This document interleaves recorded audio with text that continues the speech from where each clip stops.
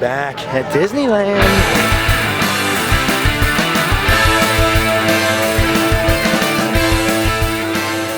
It was a wet, soggy, grumpy morning here in Southern California. But what better way in the world to make yourself feel better than a trip to Disneyland? In 1937, Walt Disney changed the world by releasing the first full-length feature animated motion picture, Snow White and the Seven Dwarfs. It not only changed motion picture history, but became the cornerstone to a kingdom of dreams and imagination that lives on till today. If it weren't for Snow White and those 7 little dudes, we wouldn't have Disneyland, and we wouldn't have such fantastic things as this secret landscaping gate to get back and trim these hedges. But of course, more Snow White specifically, we have Snow White's Scary Adventure here in wonderful Fantasyland to remind us that the empire that is now known as Disney all started with one man's vision and 7 tiny animated dwarves. Snow White's Scary Adventure is one of the few rides that's been open since opening day in 1955 here at Disneyland. Of course, it didn't always look like this. They changed the facade in 1983 when they redesigned Fantasyland to look like this awesome medieval village. One of the most beloved Easter eggs at Disneyland is right here above Snow White's Scary Adventures. In this window, the evil queen peeks out over all of the park goers. Now, she only pops out of there for a few seconds, so you gotta be quick. You gotta keep your eyes open.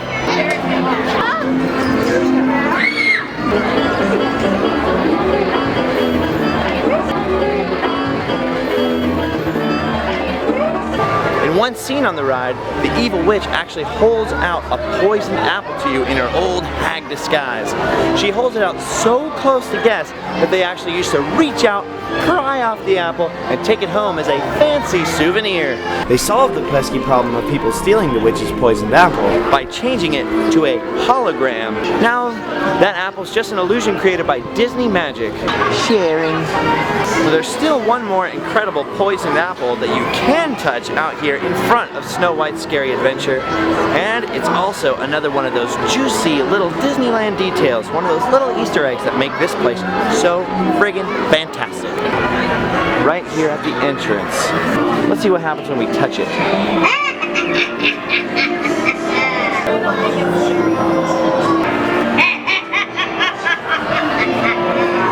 What have I done?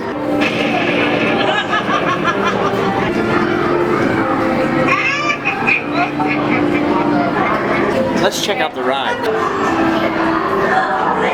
It's already scary and we're not even on the ride yet.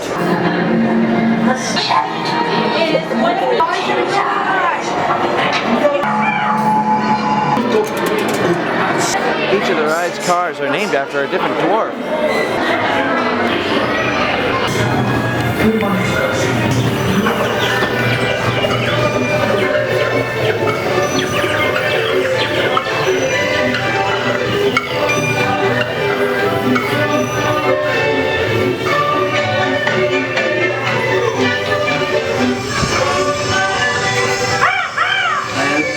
Poisoned apple for Snow White.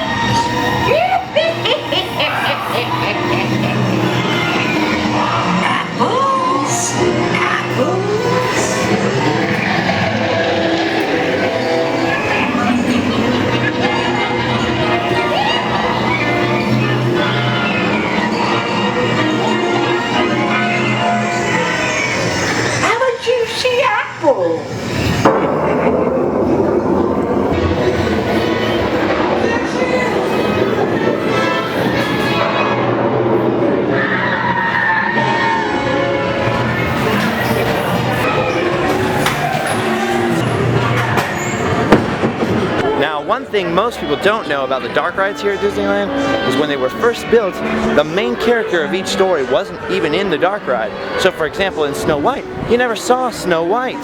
There was a pretty good reason for it. They figured you were riding the ride as Snow White and you were seeing the storyline from her point of view. But it turned out that most guests went through the ride thinking, gee, where the heck is Snow White? I didn't even see her. Luckily in 1983 when they redesigned Fantasyland, they included our favorite characters into the rides themselves.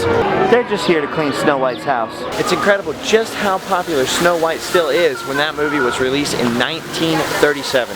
Just goes to show you one more example of the staying power of Disney and the Disney characters. Well, I gotta be moving along. Make sure you subscribe for more adventures and make sure you check out all the other zany videos we have up. And I'll see you next time. Bye-bye.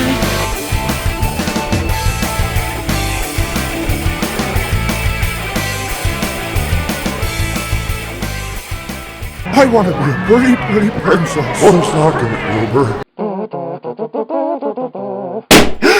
A grapefruit. Was here at Disneyland and noticed that the kitchen was throwing away all these extra pieces of tortillas.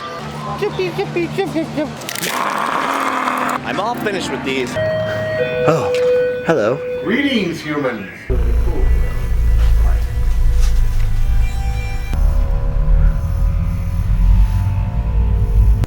We have one bumper sticker that the off-world aliens actually designed. I break for aliens. In 1923, this was the home of Robert Disney, Walt Disney's uncle.